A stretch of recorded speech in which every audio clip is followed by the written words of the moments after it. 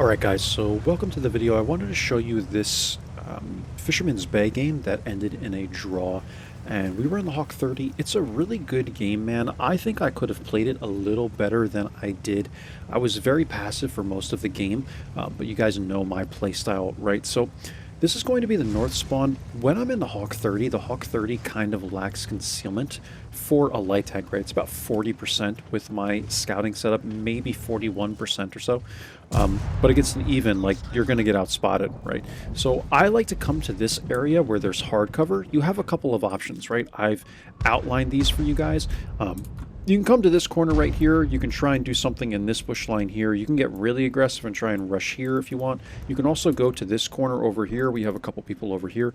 I really like this area because I feel like it puts you kind of in the middle of the action, right? You get the best of both worlds, or multiple worlds, like whatever you want to call it, right? You can outspot an enemy light tank that might try and go into this bush line. You might even get lucky in outspotting an enemy light that goes into one of these bushes. Usually it's this one, right? And then you can poke on them and hit them and be safe because you have hard cover. And you can also, if you're kind of lucky, I would say, you can get an angle on people that are going to poke here, though it's much easier to do so from this bush line over here. But you can get an angle to spot a couple of people here. So I like going to this area. Again, you can do multiple things from here. You can see we actually spotted the Batchat 25T here. So it just kind of depends on the angle.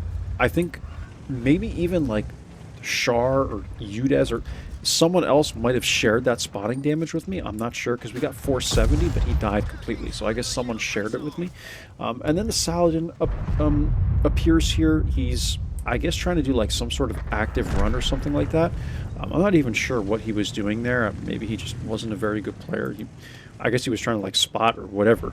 But he goes down there. We're able to get an HE shell into him, and we're doing okay so far, right? We have 794 damage, 470 assists. This game seems to be going okay so far. Udez gets spotted by, I guess, the Kunza Panzer. I don't know if he was doing an active run here as well. And people are getting spotted over here, so it's looking good so far, but what ends up happening is our VK-45 camps over here, and then I guess our Tornwagen also tries to push the west. We end up losing the east because of that, because they sent like all their heavies to the east, right? Which is kind of what you would expect, and we end up losing the east of this map, and that's kind of how things start to spiral out of control, if you want to call it that. What's odd is we actually took the west, but we never officially won the mid of this map. So we do get a shot into the even here. We light him on fire, and then someone else cleans him up. We never officially won the middle of this map, so as we started pushing the west, I was calling out to the team, like, push west, take the map, and let's kind of keep going, but then you don't want to get hit from the mid. So what I actually did is came back to, as we were pushing it, I then came back to like kind of where the Udez was last spotted, and I'm trying to get shots going towards the mid because I didn't want my teammates to get flanked in the south. So you kind of see how that happens here. Eventually I just say in the chat, like, just go, like, push, like, everyone push west. We have so many players over here, and we're going to end up losing the east. So I'll just go on 2 times kind of as we push this a little bit. I'm literally like on top of the Udez, like I'm trying to get people to like go, you know. Sometimes you can kind of do this and not be an asshole about it, right? Like, it's not like I'm trying to like ram him and shove him into the red line or something. I'm just saying, like, let's go, guys. Like, I need to put some emphasis on taking the map and trying to figure out where some of these guys went in the west, like the Forest Spirit and the Udez, right? But as I'm pushing in here, I'm like, okay, but there's still people in the midst. Like, I don't want to get caught out here. So it becomes tricky because a lot of times once you win the west, usually you kind of end up cleaning people up in the middle, but there's a lot of question marks here, man. Like, we spot this Udez 16, but it's like, where's the Forest Spirit? Where are these other 2 Udezes? One was already spotted in here, but LT 432, like, where's the LT? And this just becomes, I don't know, a very interesting game because of that. So I start pushing back, like I kind of double back, and we're going to try and clean up the Udez 16s, right, in the middle, because you don't want to get you don't want to allow them to get an angle on you. So that's why I started coming back, and I left this area to go help my VK, because I saw that the Batchat 12T was over here. He doesn't look like a very good player, but I'm like, This guy is a light tank, so like he can give view range down here. He can provide view range, and he can try and spot for the team in the south. So I kind of left that in his hands, and I'm going back to my VK. Because look how many tanks are going to be coming in from the east. I kind of want to counter these guys, so I'm going all the way now to the north side of this map. So I'm going to go on 2 times as I kind of get into position here, and you'll see we spot the IS-2. VK is trying to get a shot into him. This guy like camped the whole game. I'm not sure what he was doing. I don't know why he stayed in the back the whole game. It was very interesting, I must say. Like, I've never seen a heavy tank like not even attempt to go anywhere, but he did. I just missed the shot on the 7.52 there. We hit the front of his tank. Let me go to my view so I can just show you kind of what's going on here. The VK is just camping, man. It was a very interesting play on his part. I mean, he doesn't seem like that bad of a player, but it's like, dude, you probably should have went to the east, right? Though I don't think even his tank would have made a difference over there. I think maybe if him and the Tornwagen went that way, it could be different. Yeah, our Tornwagen was also very passive as well. So I think that's just why we ultimately ended up losing the east. But I'm able to provide view range here, and it's a lot, right, guys? Because the Hawk 30 has well over 500 view range with the bounty optics that I run and like bounty low noise exhaust. So, by the way, that's the setup: bounty optics, bounty low noise exhaust, and then the CVS in the scouting slot, right? Which I always tell you guys is very important.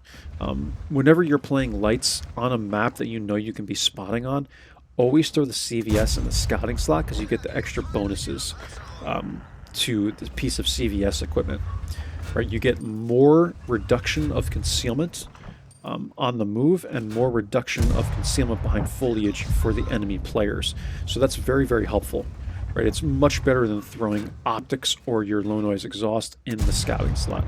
So I always recommend you guys put the CVS, the Commander's Vision System, in the scouting slot. It's very, very important. It's really going to help you out. CVS, I even did a short on CVS. CVS is an extremely, extremely reliable piece of equipment when you are playing tiers 8, 9, and 10, right?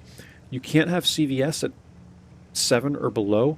One thing I do disagree with is the ability for mediums to be able to equip CVS. Because Wargaming, I guess, allowed this to be a thing just in case there isn't a light tank in the game. But the thing is, like, you get on Prokhorovka, right? And maybe it's you versus just one other light. You eliminate the enemy light, but then there's a Borisk on the enemy team. And your equivalent is like a T-26E4 or something, right? The Borisk, it's very easy for a Borisk to equip CVS and basically act as a light tank. So now you have 2 scouts on the enemy team, whereas you only have 1 scout on your team, right, which is you. So that's the reason why I don't really agree with the CVS mediums being able to run CVS. I remember I stated this in one of my videos, and multiple people came into the comment section and disagreed with me. So, I mean, I know not everyone is going to think alike, but I would have thought that a lot of people would agree with this. You know, CVS only being able to be a light tank piece of equipment, because light tanks should really only be the ones that are the tanks that are spotting, or I shouldn't even say that. Like, you can spot in other tanks, but Wargaming should be emphasizing spotting for light tanks. Right? I just really don't feel like CVS should be able to be put on any other tank except a light tank. But apparently you can do that, right? And again, like I said, if you have a medium like a Borisk, which is pretty much a light tank, it's literally the Batchat 12T, but with a bigger gun on it. Like, that's literally what it is, man. It's the exact same body style. You end up with another light, right?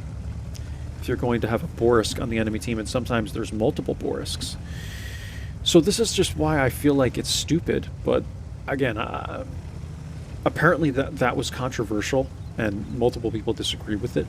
So, and I don't know, man, like, there's a couple of videos that I do where I feel like a lot of people would agree with the things I say, and ultimately you'll get some people in the comment section that are either just trying to troll you, or they just genuinely don't agree, man.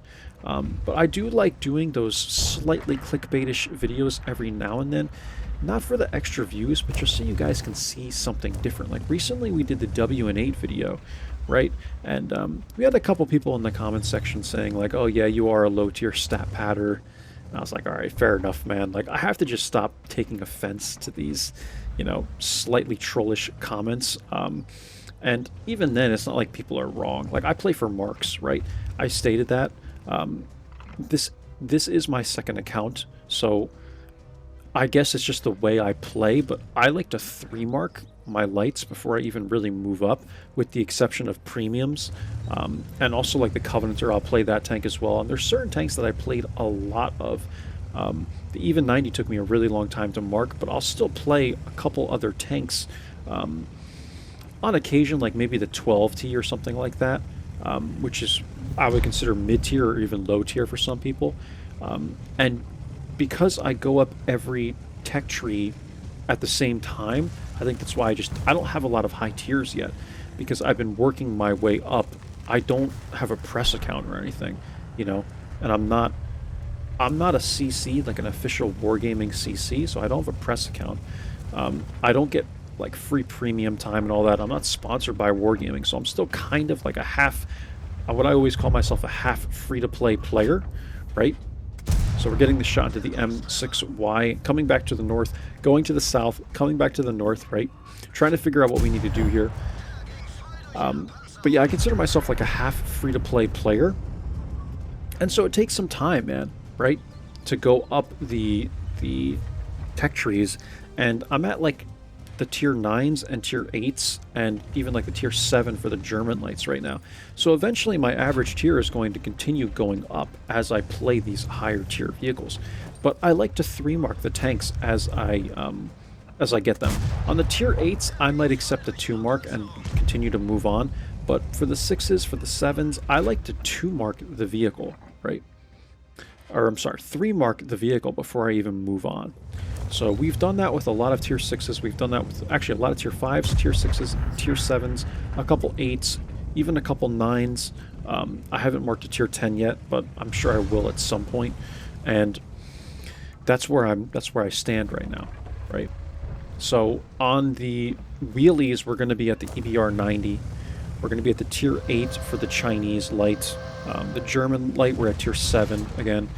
We're at the Batchat 12T, so the tier 8 for the French lights. And yeah, I'm just working my way up, guys. So, I mean, I'm going to get to those higher tiers eventually, so I wouldn't even say people are wrong, like, Whirls, you're a low-tier stat patter. Fair enough, man. Like, people can just call me what they want at this point. I don't care, man. Like, I'm getting to that point where I have enough subscribers where there's going to be trolls in the comments, man, and I just have to accept that. And if they don't like the content, they don't like the content, man. But I think a lot of you guys do enjoy the content, so I'm going to continue presenting it in a way that I feel is going to help you guys the most, right? Because that's the ultimate goal of my channel, is to help you guys out. Like, I genuinely enjoy doing that. My channel is not about making money or anything like that. I've only been monetized for like 6 months, and I've been doing this for years. Like, I just want to help you guys out, make you more comfortable in your lights, man, because like the whole World of Tanks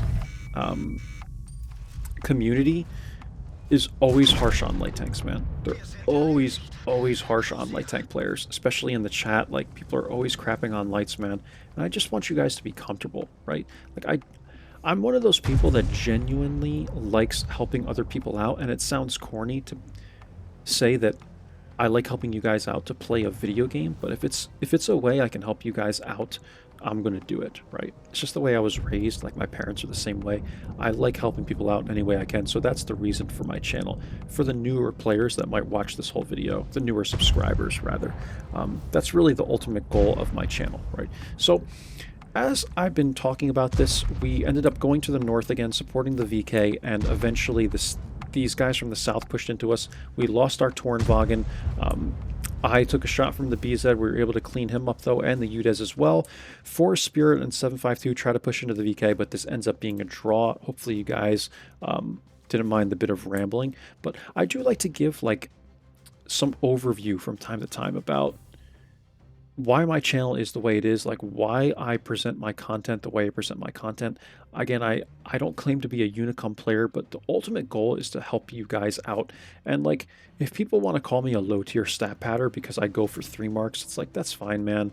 You know, whatever people want to call me. And if they're not going to learn from the content, then they're not going to subscribe, and they'll probably just leave one comment, and like that's it, right? But yeah, the ultimate goal is to help you guys out. So if you do have questions, comment below on this video or any video, and I will try and get back to you. I think it's harder for the notifications to go through when it's an older video, because sometimes I'll see them when I go into my YouTube studio. Like I'll see like comments I haven't responded to, like out of nowhere, and they'll be like a week old, and I'm like, oh, I must have missed this one. But that's the ultimate goal, right, guys? So like, feel free to ask questions and learn from the content. But again, I'm not a Unicum player, so if you really want to look at like Unicum light tank players, I always mention Kaizu. I mentioned Ayuxin, who raided me when I used to stream multiple times. I have a lot of respect for him, and I got a lot of inspiration from Lemming Rush as well, though he doesn't make content anymore. But you can check those 3 people out. 3426 damage, guys. 2878 assist, 3 spots, and I'll get into the end plates, and then I'm going to bed, man. I got 2 more videos to record in the morning for you guys. This was a mastery. It ended up being 3138 after everything, 3426 damage. So this was, what, like 6,600 combined or something like that, man.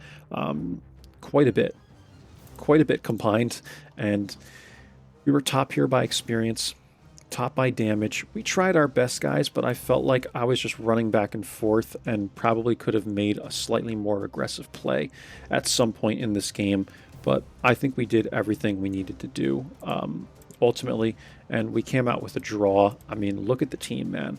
I feel like doing this much damage, we were, you know, definitely carrying for a couple of these people down here, and ultimately we just couldn't quite do it, right? Their Object 752 played a really good game as well. They had a good UDES, so they had good players as well. I think they were just slightly better than us, but this game was pretty close, man, right? Because when you get these games that are 15 minutes long, that's rare. Like most games in World of Tanks, I would argue, are like maybe like the average game is like 5 or 6 minutes at this point. So I always enjoy showing you guys these close ones. This is how we played it. Again, I kind of went off on you know, talking about the channel and all, but hopefully you guys can learn from watching the video and learn from my mistakes. Although, to be honest, I don't think I made a whole lot of mistakes this game. I think there are plays that we could have made better, but I don't think we really made any serious mistakes in this one. But regardless, I hope you guys can learn from it. Hope you enjoyed. I will catch you for the next one. Take care of yourselves until then, and bye-bye now.